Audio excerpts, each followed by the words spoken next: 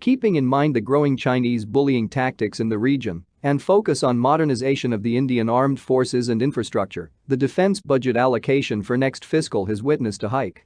For the next fiscal, in the annual budget announced on Tuesday, February 1, 2022, the Ministry of Defense has been allocated a total budget of Rs 5.25 lakh crore.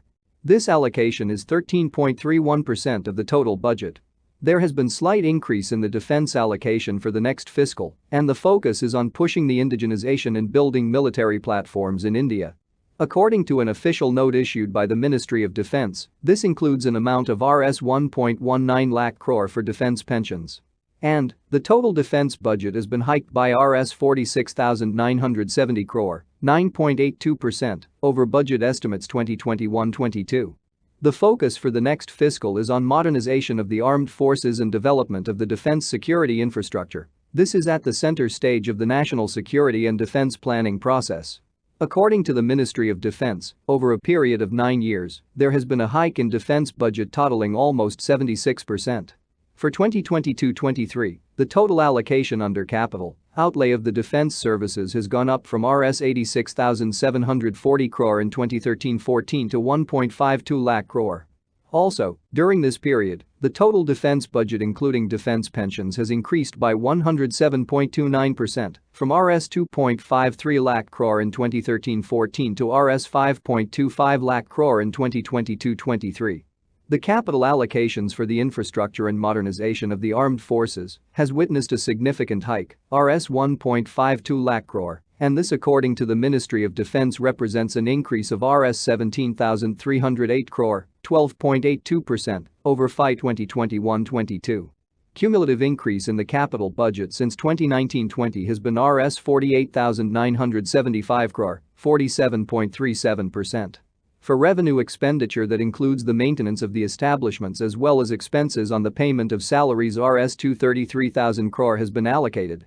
Also, for defense pensions, Rs 119,696 crore has been allocated and Rs 20,100 crore for the Ministry of Defense, Civil. To reduce import dependency and promote self-reliance, 68% of the capital procurement budget has been earmarked for domestic industry. Around 25% of the defense R&D budget has been earmarked for startups in the private sector. Reacting to the defense allocation, Defense Minister Rajnath Singh took to social media and said that the 68% of the capital expenditure which has been set aside for domestic procurement is keeping in line with the "VOCAL for local push, and this will give a boost to the domestic defense companies." In a tweet, he also termed the reservation of 25% of the R&D budget for startups and private entities as an excellent move. And in an effort to reduce imports, there is a 5.3% jump in the DRDO budget. It has gone up to Rs 11,981.81 crore compared to previous Rs 11,375 crore. The budgetary allocation for Border Roads Organization, BRO, Directorate General Defense Estates, DGDE, Indian Coast Guard, ICG, etc. has witnessed a notable jump of 55.60%. This means Rs 8,050 crore in FY 2022-23, as against Rs 5,173 crore in FY 2021-22. To deal with emerging threats in the Indian Ocean region and countries' focus on overall maritime security concerns, there is a 44.53% jump in Indian Navy's allocation for modernization, Rs 46,323 crore for 2022-23.